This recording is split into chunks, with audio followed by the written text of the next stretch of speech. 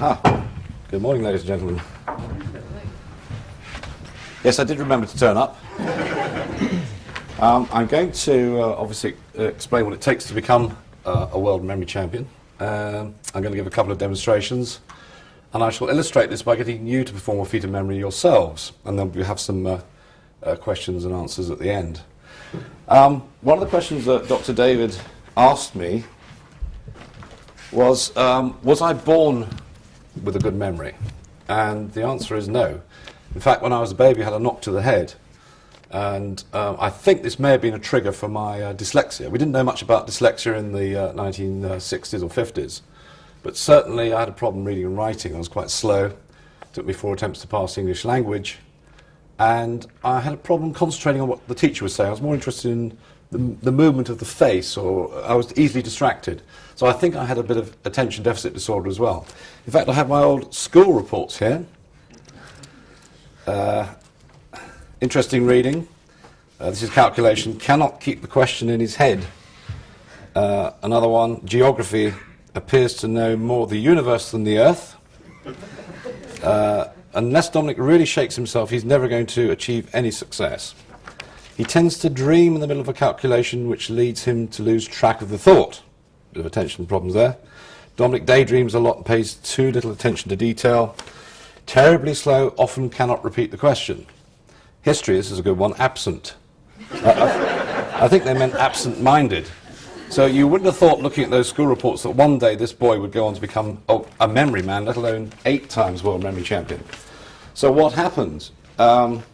It wasn't until, it was 1987, when I was 12, where the mathematicians, and in fact I was 30, that I saw this amazing guy called Creighton Carvello.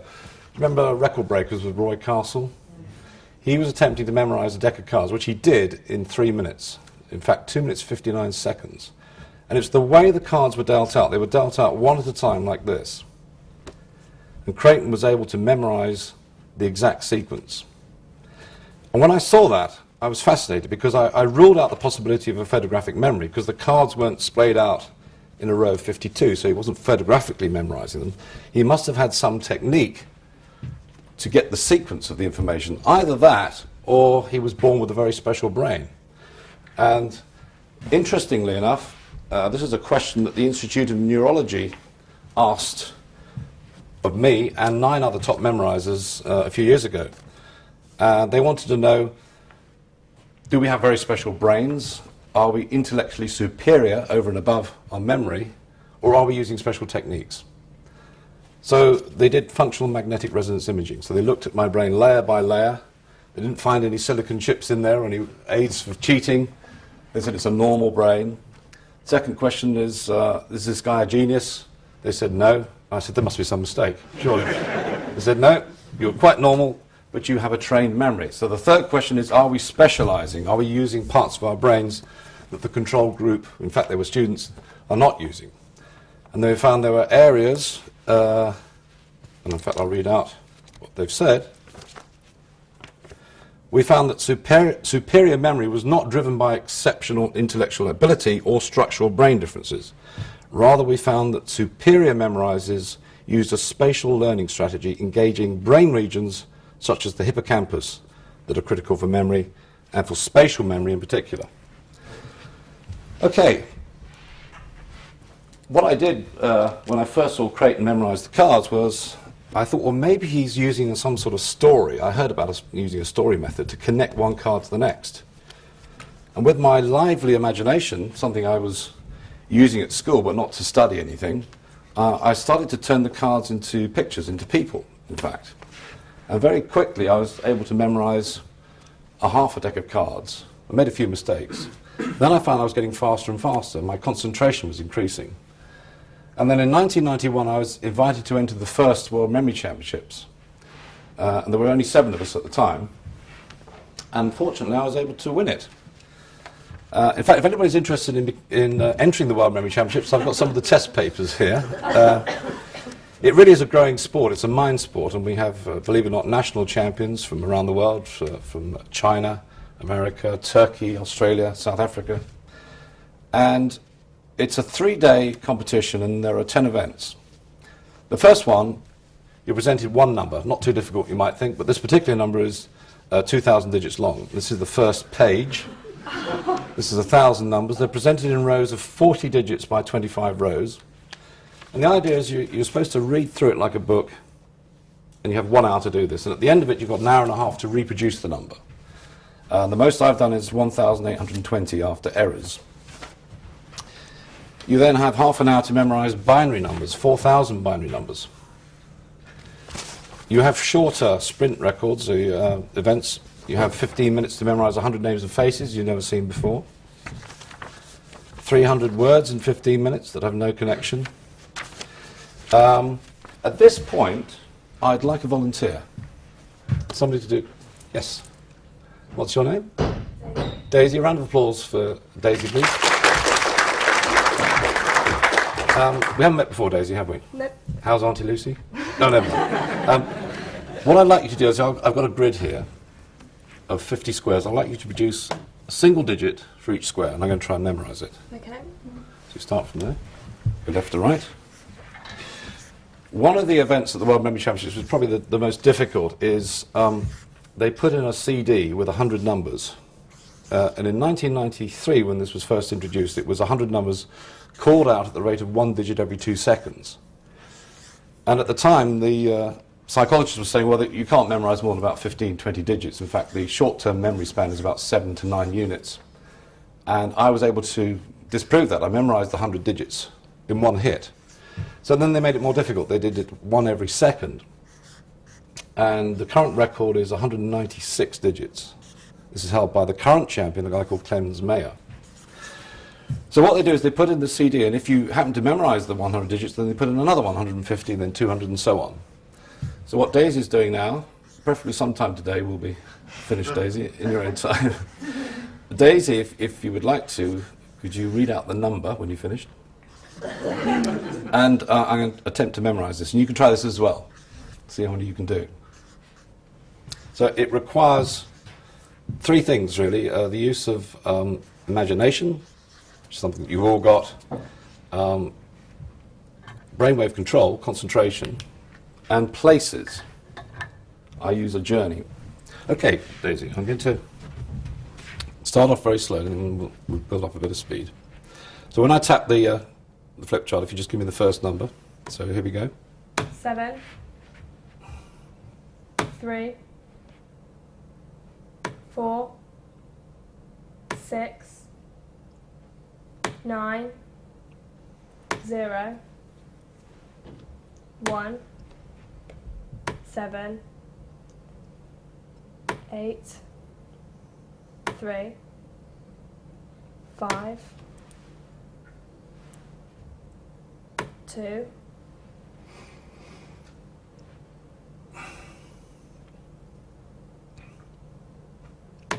0, 9, 4, 6,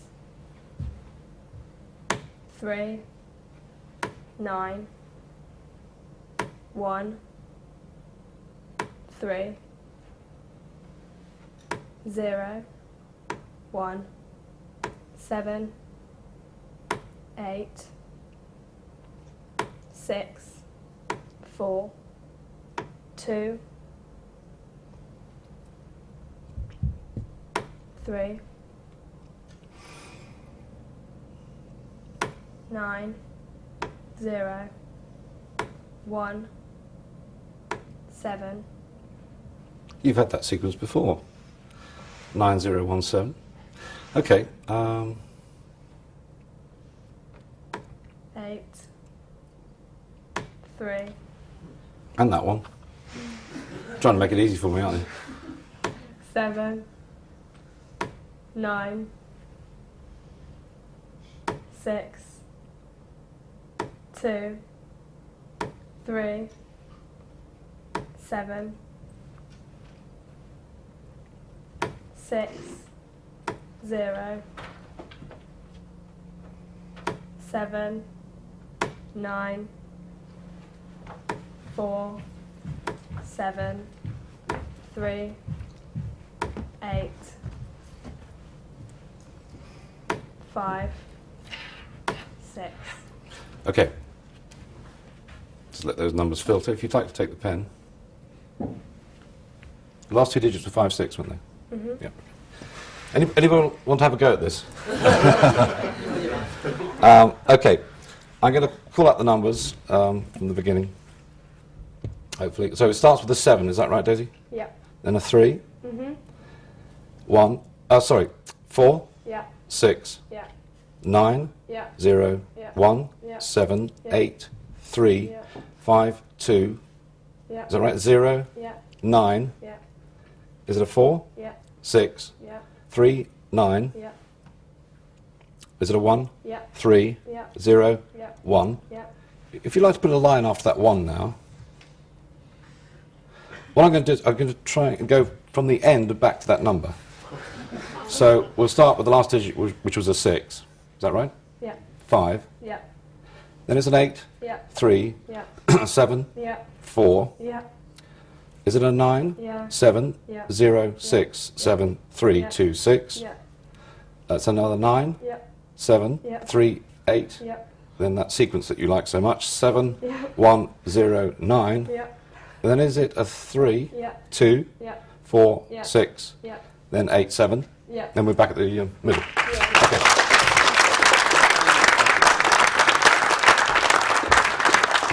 Now, the interesting thing about that is I will have that number in my head for as long as I like. So if you ask me at the end of the lecture, I'll be able to go through the number backwards and forwards tomorrow morning, next week. Probably after about a month, it'll begin to fade. There's a rule of 5. If you review it once, and then the next day, then the next week, the next month, and 3 months later, it really goes into your long-term memory. What I'm effectively doing now is I seem to be bypassing my short-term memory. I'm putting it straight into my long-term memory. And I'm doing that by using those ingredients, using location, association, imagination. But I'm also able to get into the right state of mind where I can see these pictures very clearly. Let me just give you an example of this. Imagine going back to your old school and looking at the front gates, and they've gone digital. So there's a time on there which says 2:15. So it says 14:15. So just imagine that, a clock outside, 14:15. And as you go down the school drive, you see a balloon and string, which looks like the number 9, the number shaped for 9. And it's attached to a swan, which looks like the number 2. 2 looks like a swan. I don't know whether you have an old school chapel, but just imagine going to the chapel and there's a wedding ceremony and there's a 65-year-old man marrying a 35-year-old woman. Lucky man. 65-year-old man marrying a 35-year-old woman. Now, just go back through the story and tell me what the number is. 14:15. So it's 1415, 9, 2, 65, 35. Very easy. Does anybody know what that number is? What I've done is I've tricked you into memorizing the first 10 decimal places to pi, 3.1415926535. And you did that very quickly. How long will you have that number in your head for? You could show off like I did and go backwards, couldn't you? 5, 3, 5, 6, 2, 9. It's a bit of a strain, but it's possible, isn't it? So now you're beginning to see how it's possible to do a 50-digit number. So in fact what I'm doing is I'm turning pairs of numbers into people. So I have a code, I call it the language of numbers. So if we take the number 7243, I split that into 2 pairs. So 72 is George Bush. Why is 72 George Bush? How many mistakes he's made? How many mistakes he's made? That's a good one. Sorry, that's a conservative. All right. The 7th letter of the alphabet is G and the 2nd is B. So this is the system that I have. And 43 becomes David Copperfield. So now I have a picture of George Bush pulling a rabbit out of a hat, which is what he needs to do to stay in power. If it was the other way around, if it was 4372, what would that be? David Copperfield doing what George Bush likes to do, wave the US flag. So now you can see that to do a 50-digit number, I have what I call a journey. This is an old Greek method called loci. So I only need about 13 places to slot 4-digit sequences. And I'm just picking up the images that I created. Let me take the deck of cards. So if you just go on a journey of your own in your head, just prepare 5 stages. And the best way to do this is to close your eyes, because when you close your eyes, it's telling your brain you want to go to sleep. And then you start producing these wonderful frequencies called alpha and theta waves. Then it helps you to picture things. So I want you all to close your eyes. So go on a journey of 5 stages. So you start with your bedroom. Then you could go to the bathroom, whatever the second stage is, spare room, maybe the staircase, cupboard under the stairs. Just 5 places. But put them in a logical sequence and don't go back to the bedroom. Just keep moving forward. Everybody got 5 places yet? Okay, let's have a look at... That's the first step, so you can open your eyes now. The second step is to learn the language. So I've got 5 playing cards here. The King of Diamonds, to me, is Bill Gates, the wealthiest man in the world. The King of Spades, that could be Alan Titchmarsh, couldn't it? The gardener, King of Garden Spades. Next one, we've got the 9 of Clubs. How about Nick Faldo? He plays golf, golf clubs. 9 sounds like Nick. Association. Queen of Clubs, that could be Kylie Minogue, the Queen of Nightclubs. And then finally, James Bond, Heartthrob, 7 of Hearts, 007. So a quick review of that. Alan Titchmarsh? Who's that? Nick Faldo? Kylie Minogue, very good. James Bond. Bill Gates. Right, now I'm going to shuffle them up. Return to your journey. Make sure you've got the 5 places. Okay, now just look at the cards as I turn them over in any sequence that I want. So you're in your bedroom and you're going to meet, open your eyes please, Kylie Minogue.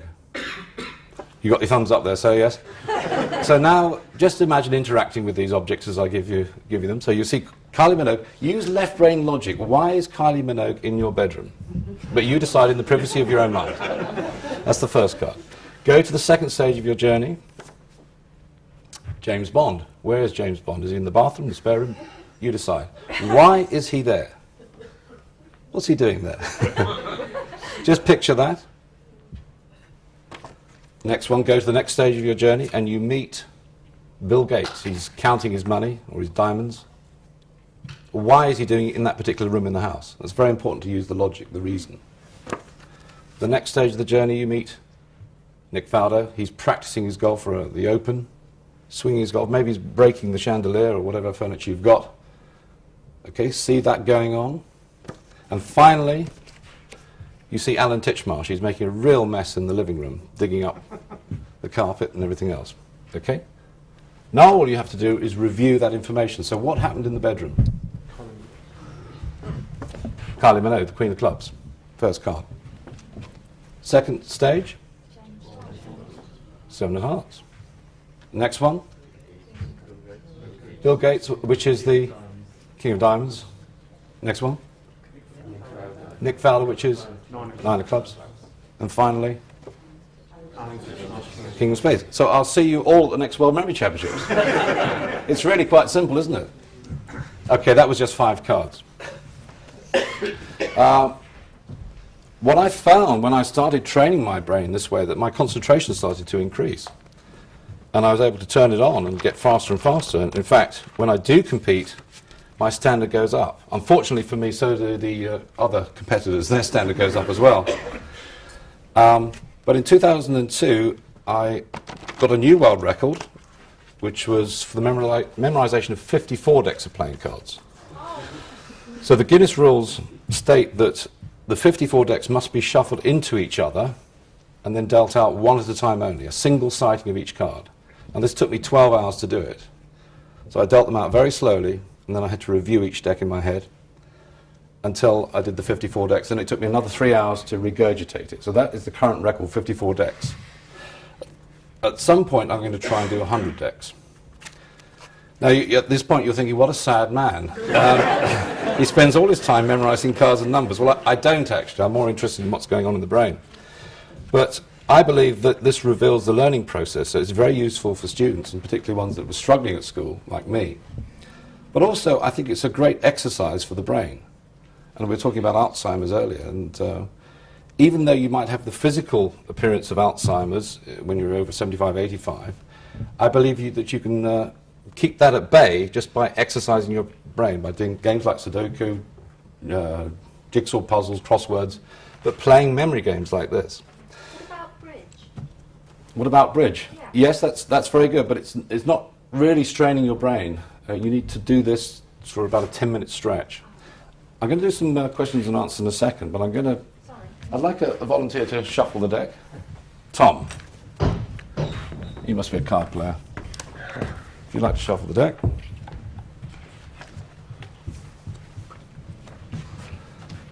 I'm going to try and beat Creighton's record of 2 minutes 59 seconds with one error. So maybe someone would like to time me on this. So Tom's shuffling the deck, and I'm going to deal them out one at a time. Okay, let's stand aside. Now, can we see this on the screen? Yes, we can on that screen. Okay. So we'll do a rough time on this, so if someone would like to look at their watch, and I'll start. And you can try and memorize this as well. Okay.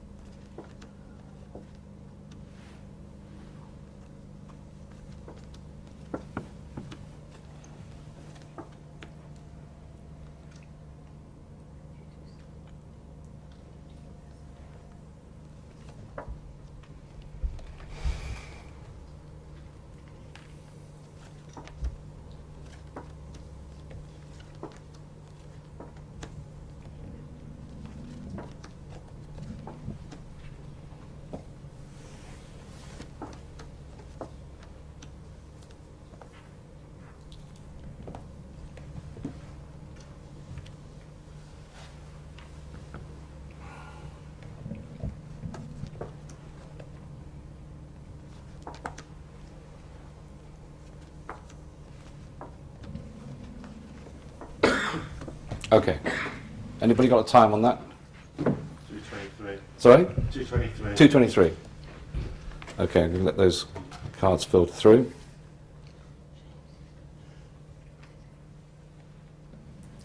All right. I'll move over here. So if you'd like to deal the cards, I'll name them out one at a time. Okay, the first card is the two of spades. Then the jack of clubs, the queen of hearts. Is it the jack of spades? 10 of hearts, king of spades, is that right? 8 of hearts, 6 of clubs, the 9 of hearts, ace of diamonds, the 4 of hearts, 5 of hearts, 6 of diamonds, the ace of clubs, I think it is. Yeah, the queen of spades, then the ace of spades, king of diamonds, 2 of clubs, the 7 of spades, 7 of diamonds, king of hearts, 4 of diamonds, the 7 of hearts, is it the 4 of clubs? 10 of diamonds, queen of diamonds, 3 of diamonds, then the 5 of clubs, then the ace of hearts, 8 of diamonds, another 8, the 8 of clubs, And then another 8, 8 of spades, is that right? Yeah. 2 of hearts. Jack of diamonds. We got the Queen of clubs, 10 of clubs. Then the 9 of diamonds, 5 of spades, is that right? Mm-hmm. Then the 6 of spades, 6 of hearts. 2 spades coming up, the 3 of spades. Sorry, the 4 of spades. No, it's not the 4 of spades. It's the 4 of spades, 3 of spades. Have I got the right way around? Yes. Yeah. 3 of clubs. Then the Jack of hearts. The 7 of clubs, 10 of spades. 9 of clubs, 2 of diamonds. Is it the 5 of diamonds, 3 of hearts, and then the King of clubs, and 9 of spades.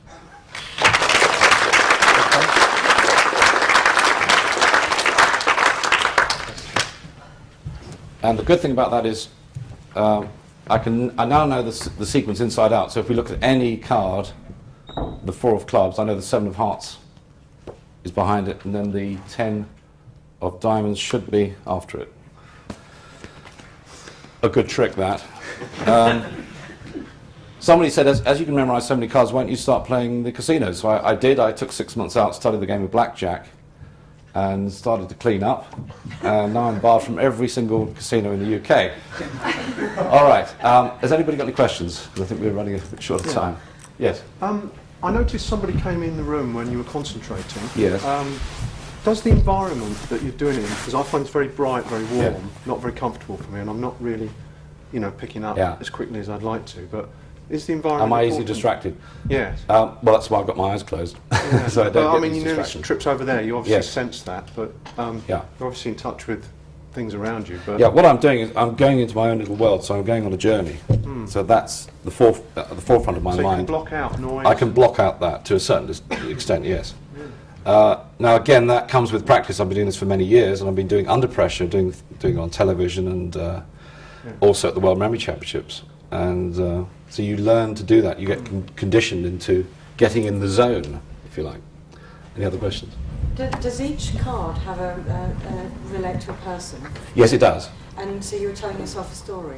Yes, in fact, as with the numbers, I was looking at 2 cards at a time. You probably saw I was building up a sort of rhythm. I was doing 2, so it would be a person followed by an action, a bit like George Bush pulling a rabbit out the hat. Millions of combinations of 2 different numbers? Yes. Well, there's 52 by 52 combinations, which is 2,000 something, Each one of 2,700. those has a person attached? So it's subject, verb, or person, action. So the first combination was the 2 of spades, which is an old friend of mine called Paul. He's in my bedroom, that's where we started. And he's skiing, Jack of clubs. So I take the action of another person. So they're like interchangeable pieces of a jigsaw puzzle, a big mental jigsaw puzzle.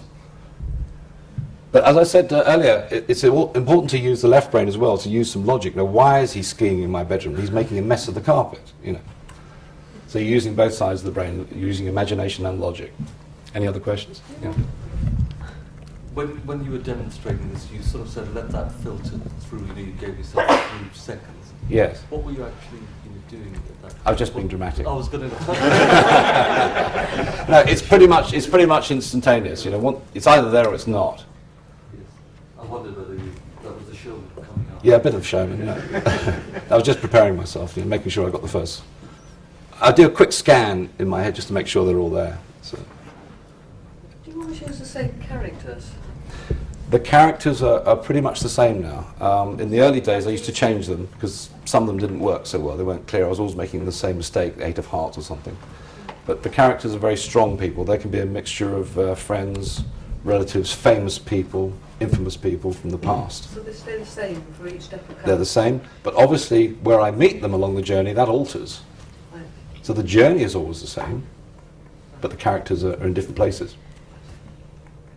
How long did it take you before you memorised the first pack of cards? I think it took me probably 3 or 4 weeks to do a full deck, and then I made about 26 errors. But I got to the end of a deck and I thought this could be good. Maybe I could threaten Creighton's record. Any other questions? One more? None of it, well, I don't need to memorise a deck of cards, but what will the applications be in everyday life? How do you use this memory in everyday life? Well, as I said, there are 2 things. Obviously, there are practical benefits like remembering names of faces, telephone numbers, that sort of thing, but also for students for learning languages, vocab, dates, the periodic table. But if you think about it, memory is everything. Without it, you'd be lost. Your life would be a chaos. So it's good to have an efficient memory, to have things in your head. Another question which people ask is, can you fill up your head? And as I was saying earlier, actually, as I memorize more information, I seem to create more storage space. So it's a very good exercise for the brain. And I recommend it thoroughly.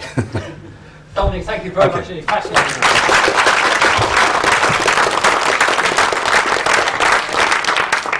Well, that was very impressive and also very instructive, because basically the techniques which Dominic uses are the techniques which I'm going to be teaching you today, with a few little wrinkles which have resulted from our research. But as you see, you could all, if you wish to do so, if you want to put in the time and the effort, develop a memory as powerful as Dominic's. Now, I mean, I think for most cases we wouldn't actually want to spend, I personally wouldn't want to spend 12 hours memorizing 54 packs of cards.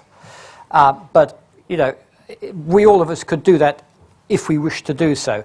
So we're going to start off now and looking at some of the technical aspects of brain and memory. Essentially, these lectures are divided into two groups. The first few lectures are going to be looking at actually the techniques of the brain, how the brain operates, because I think it's important to have a theoretical background before you actually move on in the second half, after the tea break or coffee break, which will be about 11 o'clock, to actually look at the practical techniques for using these skills. In my next lecture, Understanding Your Memory, I'll be discussing brain function and explaining how, by adjusting your brain waves, you can put yourself in a state of mind which will greatly aid memory and recall.